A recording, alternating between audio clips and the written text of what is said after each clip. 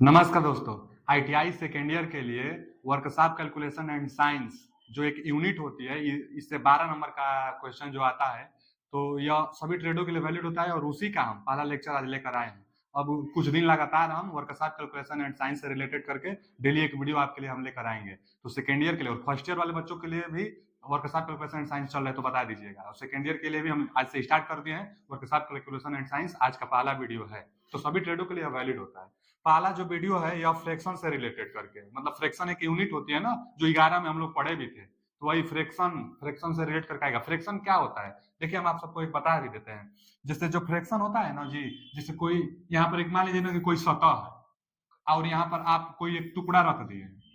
तो ये मान लीजिए कोई भी मांस का टुकड़ा होगा, कुछ भी होगा, कोई भी वस्तु होगी, तो वस्तु को और सरफेस के बीच में आप रखे हैं ना, तो कुछ ना कुछ घर्षण बल है। अब इधर से आप एक फोर्स देंगे, इधर से आप एक फोर्स इसको देंगे तो यह इधर जाएगी। अब उतना एकदम हल्का सा फोर्स देंगे तो शायद नहीं जाएगी। क्यों नहीं जाएगी? क्योंकि इस सतह में जो यह सरफेस है और यह जो पिंड रखी गई है, तो पिंड और सरफेस में कुछ ना कुछ बल लग रहा है, उसी को घर्षण बल कहते हैं। अब जो पिंड है और सतह है, इनके बीच में जितना घर्षण बल लगा है उससे ज्यादा आप बल दे देंगे तो वस्तु इधर खिसक जाएगी। कोई भी वस्तु रखी जाती है तो एक उस पर वेट लगता है, वेट जिसको हम लोग भार कहते हैं, वो नीचे की तरफ दुनिया की हर एक वस्तु, हम हो आप हो, हर एक वस्तु जिसके पास मास होता है उस वस्तु पर कुछ ना कुछ भार लगता है, जो कि हमेशा पृथ्वी की तरफ लगता है, नीचे की तरफ। और जो सतह होती है इसके ठीक लंबवत जो ये पिंड रखी गई है, तो इस पिंड और जहां सरफेस है, तो इस पिंड और सरफेस के एकदम ठीक लंबवत एक और फोर्स लगती है जिसको हम लोग कहते हैं नॉर्मल फोर्स। जो नॉर्मल फोर्स होता है ना, जो नॉर्मल फोर्स हमेशा सतह, नॉर्मल मतलब लंबवत होता भी है, तो नॉर्मल फोर्स हमेशा सतह के लंबवत और ये जैसे एक आनत तल आता है, जैसे आगे क्वेश्चन भी पूछेगा, एंगल झुकाव एंगल, आनत तल है, मान लीजिए थीटा एंगल पर है और यहाँ पर कोई वस्तु है जो नीचे, अब जाहिर सी बात है कि जब कोई वस्तु यहाँ पर है तो यह नीचे सरक रही होगी, तो नीचे सरक रही होगी तो यहाँ भी एक घर्षण बल लगता होगा सरफेस में और वस्तु के बीच में। तो देखिए अब यहाँ भी एक भार लगेगी, तो भार तो हमेशा नीचे की तरफ लगती है, तो ये भार W बराबर mg जो भार होता है वो हमेशा नीचे की तरफ। और नॉर्मल फोर्स सतह के लंबवत जो पिंड है, पिंड के लंबवत, तो नॉर्मल फोर्स ऐसे लगेगा। ये कौन सा फोर्स है? नॉर्मल फोर्स है। अब वस्तु इधर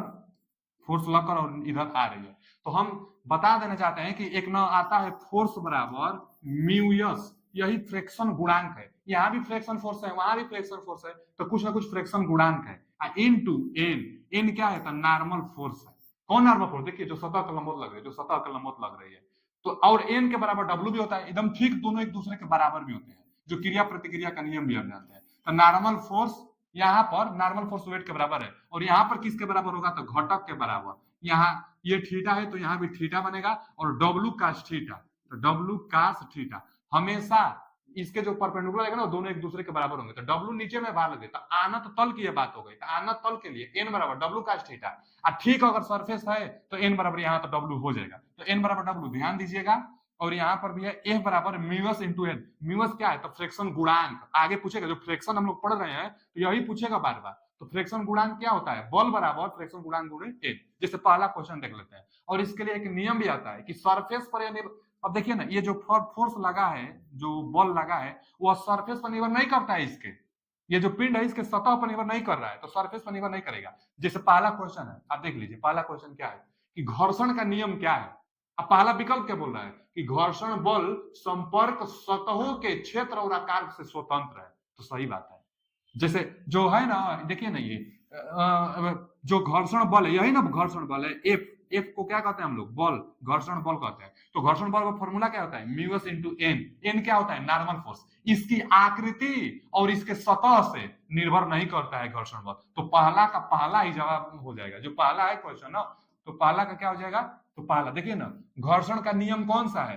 तो घर्षण बल संपर्क सतहों के क्षेत्रफल, जैसे दिया एरिया, और शेप ऑफ मतलब आकार पर स्वतंत्र है, तो यही है घर्षण का पहला नियम। घर्षण का पहला नियम मतलब वही घर्षण का पहला नियम नहीं होता है, घर्षण का नियम होता है। तो घर्षण का नियम क्या है कि जो घर्षण बल होती है वह आकार और उसके सरफेस पर निर्भर नहीं करती है। तो पहला का पहला जवाब सही है। आते हैं अगला क्वेश्चन की तरफ। अगला क्वेश्चन क्या है कि 40 किलो के बल से 400 किलो का भार खींचने के लिए घर्षण गुणांक बताइए। अभी हम बताए थे ना, घर्षण बल बराबर बाबू होता है म्यूस इंटू एन। अब पूछा है घर्षण गुणांक बताइए। देखिए इसी को हम लोग घर्षण गुणांक कहते हैं। कितना दे रहा है? 40 किलो बल से, यही बल का मान दिया है 40 किलो बल से, घर्षण गुणांक का मान पूछ रहा है, म्यूएस का मान पूछ रहा है, घर्षण गुणांक का मान पूछ रहा है, एन का मान दिया है 400 किलो भार, तो भार है ना एन नॉर्मल फोर्स के बराबर होगा, हम बताए थे ना एन बराबर डब्ल्यू, तो जो भार होगा वही नॉर्मल फोर्स के बराबर होता, 400 किलो भार, तो यहाँ क्या दिया है 400, तो म्यूएस का मान निकाल लीजिए, तो म्यूएस निकालेंगे तो यहाँ 40 के बाटा में आ जाएगा 400,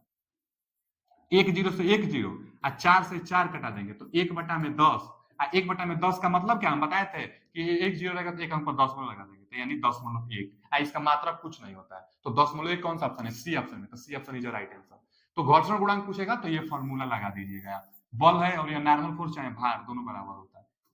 अगला क्वेश्चन क्या है, स्नेहक, देखिए यहाँ लुब्रिकेंट दिया है, लुब्रिकेशन मतलब स्नेहक होता है, तो स्नेहक को बनाए रखने से किसी मशीन की दक्षता पर क्या प्रभाव पड़ता है, तो स्नेहक क्या होता है भाऊ, जो स्नेहक होता है ना, ग्रीस व्रीस आप जानते हैं ना, जो मशीनें होती है मैकेनिकल रोटेशन वाली, तो उसमें ग्रीस लगा दी जाती है, मोबिल लगा दी जाती है, जरा हुआ मोबिल चाहे ग्रीस लगाई जाती है, तो ग्रीस लगाने से क्या होगा ना कि जो घर्षण बल होता है वह कम हो जाता है, जो फ्रिक्शन होता है फ्रिक्शन कम हो जाता है, ग्रीस लगाने से फ्रिक्शन कम होता है, तो वही स्नेहक वही ग्रीसे को कहते हैं, जो मोबिल वोबिल तेल लगाई उगाई जाती है, तो स्नेहक को बनाए रखने, स्नेहक को बनाए रखने से किसी मशीन की दक्षता पर क्या प्रभाव पड़ता है, तो दक्षता बढ़ जाती है, ग्रीस व्रीस क्यों लगाई जाती है, क्योंकि दक्षता बढ़े तो इंक्रीज होती है, increase, A option is right answer, स्नेहक का प्रयोग करने से किसी मशीन की दक्षता बढ़ जाती है।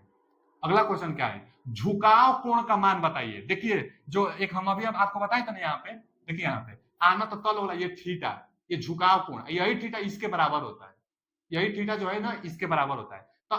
इसके लिए एक फॉर्मूला और भी आता है, इसको सिद्ध किया जाता है, हम यहाँ सिद्ध नहीं कर रहे हैं, tan थीटा जो होता है यही एम होता है, थीटा को ही आनत कोण कहते हैं, थीटा को क्या कहते हैं, आनत कोण, मतलब झुकाव एंगल, थीटा क्या है, कितना अंश पर आनत हम लोग का जो सतह है कितना झुका हुआ है, तो झुकाव एंगल यही थीटा है,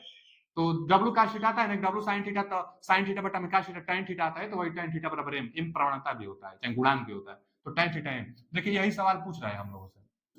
सवाल क्या है पढ़िए ध्यान से, झुकाव का कोण क्या है, माने थीटा का मान पूछना है, झुकाव का कोण क्या है, यदि यदि 150 किलोग्राम का वजन संतुलन में है और एम का मान इतना है, देखिए एम का भी मान दिया, अब पहले फॉर्मूला हम लिख देते हैं, क्या है फॉर्मूला, tan थीटा बराबर एम, एम का मान दिया है और थीटा पूछा है, झुकाव कोण क्या है, तो देखिए थीटा का मान पूछा है ना, तो tan थीटा रहने दीजिए, एम का मान कितना दिया है 10.577 एम का मान इतना दिया है और थीटा का मान पूछ रहा है, तो आप बताइए कितना अंश का मान है, तो नहीं पता होगा तो आप जान लीजिएगा, जो tan थीटा होता है इतना, यह पहले तो यह भाग कैसे आता है, तो आप कभी भी भाग देंगे ना 1/3 में, तो 1/3 का मान ही होता है 10.5773, 1/3 का मान होता है, 1/3 का मान होता है इतना, ये कितना का मान है 1/3 का। अच्छा tan थीटा में 1/3 33 अंश का मान होता है, हम लोग पता है tan 0 का मान 0, tan 30 का मान 1/3, tan 45 का मान 1, tan 60 का मान 3, tan 90 का मान अनंत, तो यह कितना का है tan 30 का होता है, तो tan थीटा बराबर यह tan 30 अंश का मान है, और tan tan हट जाएगा कट जाएगा, तो थीटा बराबर कितना 30 अंश, यही आनत कोण पूछा था, तो थीटा बराबर 30 अंश, A option is right answer, बस फॉर्मूला याद रखेगा, यह मान 35 का होता है तो थीटा का मान 30 अंश, A option is right answer. अगला क्वेश्चन क्या है कि घर्षण के गुणांक को कैसे व्यक्त किया जाता है, घर्षण का गुणांक एक ही फॉर्मूला है, उसी से सब सवाल बनता है, क्या है फॉर्मूला हम लिख देते हैं यहाँ पे, जो घर्षण गुणांक है ना, तो बल बराबर mu S into N, N को हम क्या बताए थे नॉर्मल फोर्स बताए थे, जो लंबवत लगता था, यही डब्ल्यू भार के बराबर भी होता था, तो नॉर्मल फोर्स, और ये क्या है घर्षण बल, तो पूछा क्या है घर्षण के गुणांक को कैसे व्यक्त किया जाता है, भाई घर्षण के गुणांक को कैसे व्यक्त किया जाता है, तो यहाँ से म्यू एस बराबर क्या हो जाएगा, देखिए यही ना घर्षण गुणांक है म्यू एस, तो नॉर्मल बाटा में आएगा, बल के बाटा में नॉर्मल आ जाएगा। अब फॉर्मूला पढ़ लेते हैं, घर्षण गुणांक को पूछा है तो फॉर्मूला क्या है, इसे बल और क्षेत्रफल के अनुपात में व्यक्त करते हैं, तो गलत, बल और क्षेत्रफल नहीं, नॉर्मल बल के अनुपात में। अगला क्या है, it is the ratio between frictional force and normal reaction, यही तो सही है, फ्रिक्शन जो घर्षण बल लग रहा है और नॉर्मल रिएक्शन के अनुपात को हम लोग घर्षण गुणांक कहते हैं, तो ठीक है B option is right answer. आगे अब मास देगा और ये नॉर्मल और वेट देगा, तो नॉर्मल वेट से नहीं, नॉर्मल वेट तो दोनों बराबर होता है, तो बल फ्रिक्शन बल और नॉर्मल के बीच में म्यू एस को प्रदर्शित करते हैं, तो B option is right answer. अगला क्वेश्चन क्या है कि यदि घर्षण गुणांक इतना है, फिर घर्षण गुणांक दे दिया, म्यू एस का मान दे दिया। यदि घर्षण गुणांक इतना है तो किसी वस्तु का वजन 30 किग्रा के बल से कैसे ले जाया जा सकता है। ये देखिए क्या दे दिया है, पहले तो F बराबर म्यू एस इंटू एन। अब दिया है कि यदि घर्षण गुणांक इतना है, घर्षण गुणांक का मान दिया है, घर्षण गुणांक का मान कितना दिया है तो 0.0125 घर्षण गुणांक का मान दिया है, और तो किसी वस्तु का वजन 30 किग्रा के बल से 30 किग्रा के बल से कैसे ले जाया जा सकता है, यानी बल लगाना है 30 किग्रा, तो बल का भी मान दे दिया है 30 किग्रा के बल से कैसे ले जाया जा सकता है, 30 किग्रा ना, तो 30 किग्रा के बल से, तो बल का मान 30। अब नॉर्मल निकाल देना है आपको, तो नॉर्मल निकालने के लिए बटा में जाएगा, यानी 30 के बटा में कितना 0.0125, और क्या नॉर्मल निकालना है। तो देखिए हम लोग को हल कर रहे हैं, तो पहले तो कितना अंक है 1 2 3 4 ठो, अगर 0 बढ़ाएंगे ऊपर तब दशमलव हटेगा, तो हम यहाँ हल कर देते हैं। देखिए n बराबर 4 ठो 0 बढ़ा देते हैं, 1 2 3 4 4 ठो 0, 30 है पहले से, 4 0, 1 2 3 4 0, अब बटा में, अब तो ये दशमलव हट जाएगा, तो आगे 0 का महत्व तो नहीं है, तो 125। अब कटा दीजिए, हम 25 से कटाते हैं, 25 पांचे 125, मैंने 5 बार में कट गया, ऊपर 25 से कम 25 गया, 5 बचा, 25 दूना 50 हो गया, अभी 3 0 बच गया। अब 5 से कटा दीजिए, तो कितना बार जाएगा, देखिए 5 दूना के 10, 5 चौ का 20 और 2 0, इतना 2400 कहाँ दिया है, देखिए डी ऑप्शन में दिया है, तो 2400 किग्रा, D option is right answer. एकदम आसान है, एक ही तो फॉर्मूला है घर्षण में, एक tan थीटा बराबर है m, बस उसी फॉर्मूला से सारा बन जाएगा। आगे क्या है, स्नेहक का क्या उद्देश्य है, हम अभी बताए ना, स्नेहक मतलब ग्रीस लुब्रिकेंट जो होता है ना, इसी को स्नेहक कहते हैं, जो तेल और मोबिल सब डाला जाता है जिससे घर्षण बल कम हो सके, इसीलिए स्नेहक, इफिशियंसी बढ़ सके मशीन की। तो स्नेहक का क्या उद्देश्य है, दबाव बढ़ाने के लिए, घर्षण को बढ़ाने के लिए, कि घर्षण को कम करने के लिए, तो टू रिड्यूस फ्रिक्शन, घर्षण को कम करने के लिए ग्रीस उरीस लगाई जाती है तो मशीन की घर्षण कम हो जाती है, तो घर्षण को कम करने के लिए, यानी C option is right answer. अगला क्वेश्चन क्या है, यदि दो वस्तुएं आराम से संपर्क में हो, दो वस्तुएं आराम से संपर्क में हो, तो किस तरह के घर्षण को कहा जाएगा, तो आराम से माने रेस्ट में, देखिए ना, what kind of friction is called two object are in contact at rest, rest में दो वस्तुएं कांटेक्ट में है, तो स्टैटिक फ्रिक्शन, स्टैटिक मतलब स्थिर वाला फ्रिक्शन, स्लाइडिंग फ्रैक्शन थोड़े, रोलिंग फ्रैक्शन भी नहीं, स्टैटिक फ्रैक्शन मतलब स्थिर वाला फ्रैक्शन, तो यही सही है, क्योंकि वो बोला है कि दो ऑब्जेक्ट कांटेक्ट में है और वो भी रेस्ट अवस्था में, तो माने स्टैटिक फ्रैक्शन हो जाएगा, C option is right answer. अगला क्वेश्चन क्या है, घर्षण दिया है ना कि m का मान, m यहाँ लिखा है, देखिए यहाँ पर फ्रैक्शन m बराबर इतना दिया है, m का मान कितना दिया है, m का मान 0.84। अच्छा हम अभी आपको बता भी देते हैं कि ये 40 अंश का मान है, tan 40 अंश का मान यही होता है। पर आगे पढ़ते हैं, घर्षण गुणांक पर किसी वस्तु के झुकाव कोण बताइए, लो झुकाव कोण, एक सवाल पूछा था, झुकाव कोण tan थीटा बराबर m, फॉर्मूला हम बताए थे झुकाव कोण के लिए, m का मान दे ही दिया है, m का मान दिया है, कितना दिया है, तो 0.84। हम अभी बताएं यह tan 40 अंश का मान होता है, तो थीटा बराबर 40 अंश, tan 40 लिखेंगे, tan कट जाएगा, थीटा का मान 40, ये 40 अंश का मान होता है, तो C option is right answer. अब बताइए tan 30 का मान हम बताए थे ना 10.577 होता है tan 30 का मान, tan 45 का मान 1 होता है, tan 45 का मान 1 होता है, tan 45 का जब मान 1 होता है तो उससे थोड़ा कम है ये मान दिया, 1 से कम है मान दिया है, 30 से ज्यादा और 45 कम, तो यही ना बीच में आया, तो यही जवाब हो जाएगा। tan 60 का मान हम लोग जानते हैं कोणीय 3, कोणीय 3 का मान 1.732,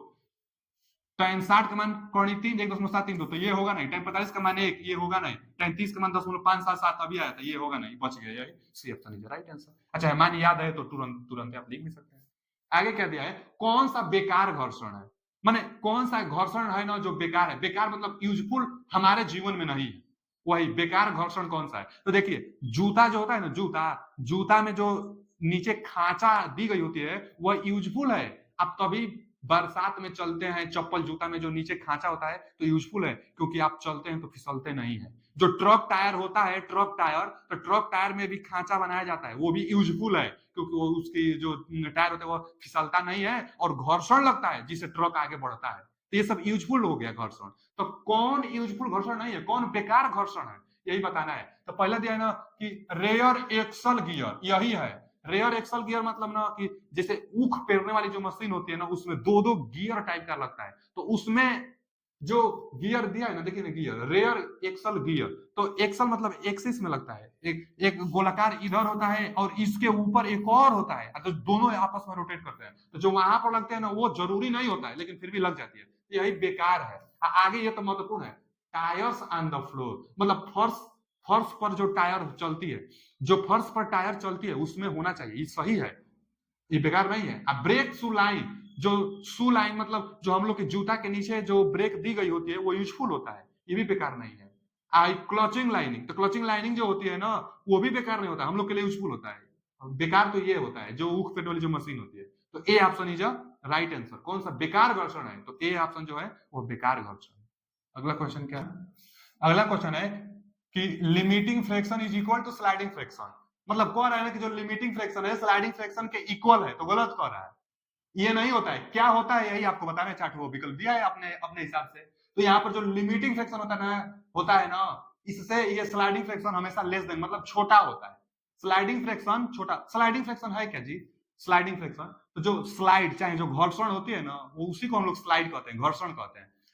लिमिटिंग एक लिमिट फ्रैक्शन होती है कि उतना, जैसे कोई वस्तु विरामावस्था में है और उसको आप बल देंगे उसके बाद वो रोटेशन करने लगेगी, तो लिमिटिंग फ्रैक्शन जो होती है वो क्या होती है, लिमिटिंग फ्रैक्शन हमेशा छोटा होती है, मतलब किससे, इससे। Sliding friction is less than होता है, मतलब ये छोटा होता है, लिमिटिंग माने लिमिटिंग फ्रैक्शन ज्यादा होती है, तो इसका लिमिटिंग फ्रैक्शन स्लाइडिंग के बराबर होगा तो गलत होगा, रोलिंग तो बातें नहीं कहा है। हाँ देखिए यहाँ sliding friction is always less then limiting fraction, तो ये सही है। स्लाइडिंग फ्रैक्शन जो होता है छोटा होता है लिमिटिंग फ्रैक्शन से, लिमिट बड़ा होता है, लिमिट मतलब कि दो वस्तुओं के सतह में वो चिपकी रहती है, उससे ज्यादा बल देंगे तब आगे जाएगी, तो लिमिटिंग फ्रैक्शन बड़ा होता है, तो sliding friction is always less than, तो यही C option is right answer. आगे दिया है मशीन भागों में घर्षण को कम करने के लिए किसका उपयोग किया जाता है, तो घर्षण को कम करना है तो लुब्रिकेंट का प्रयोग किया जाता है, स्नेहक का, तो यहाँ पर लुब्रिकेंट स्नेहक डी ऑप्शन में दिया है, लुब्रिकेंट का प्रयोग करेंगे ना स्नेहक का तो घर्षण कम हो जाएगा। अगला क्वेश्चन क्या है कि एक एक प्रेरक होना चाहिए, यहाँ पर प्रेरक देखा, मोशनल है, मोशनल, मोशनल मतलब रोटेशन को आता है, तो what is the direction of fractional force against a motional object, एक गतिशील वस्तु है उसमें फ्रैक्शनल फोर्स किसके विपरीत होता है, वही पूछा है। तो आप बताइए, जो हमेशा फ्रैक्शन फोर्स होता है ना गतिशील वस्तु के विपरीत दिशा में होता है। आप हम लोग चलते हैं ना तो एक पीछे बल लगाते हैं विपरीत हम, तभी हम आगे जाते हैं। घोड़ा, जो घोड़ा होता है, घोड़ा गाड़ी खींचता है तो टायर में एक पीछे तरफ बल लगता है, क्रिया प्रतिक्रिया का नियम, उसके बाद हम लोग आगे बढ़ते हैं। नाव से कूदते हैं तो एक पीछे बल लगाते हैं तब आगे कूद पाते हैं, तो एक फ्रैक्शन बल लगता है जो कि हमारे गति के विपरीत दिशा में होता है। तो वही पूछा है कि direction of fractional force against a motional object, गतिशील वस्तु का फ्रैक्शनल फोर्स किस दिशा में होता है, तो विपरीत दिशा में, वस्तु के समांतर नहीं, वस्तु के विपरीत है, यही अपोजिट टू द ऑब्जेक्ट, मतलब विपरीत दिशा में फ्रैक्शन होता है। अगला क्वेश्चन क्या है, पहियों और सड़कों के बीच निम्नलिखित में से कौन सा कार्य करता है यदि वाहन सड़कों पर चलने में सक्षम है। अब क्या कह रहा है, पहियों और सड़कों के बीच में, तो फ्रिक्शन फोर्स लगता है भैया, पहिया और सड़क के बीच में कौन सा बल लगता है, तो फ्रिक्शन फोर्स लगता है, तो A option is right answer. अगला क्वेश्चन क्या है, अगला क्वेश्चन है उपयोगी घर्षण कौन सा है, फिर आ गया इस बार उपयोगी पूछा, वहां बेकार घर्षण पूछा था या उपयोगी पूछ रहा है, तो ब्रेक शू तो उपयोगी है भाई, उपयोगी क्वेश्चन कौन सा है, तो शू में जो ब्रेक लाइन होती है उपयोगी है और बाकी सब नहीं है, यही मिल गया हम लोग को, तो D option is right answer. तो इस वीडियो में इतना ही, अगले वीडियो में फिर नए अंदाज के साथ मिलते हैं, अभी के लिए थैंक यू।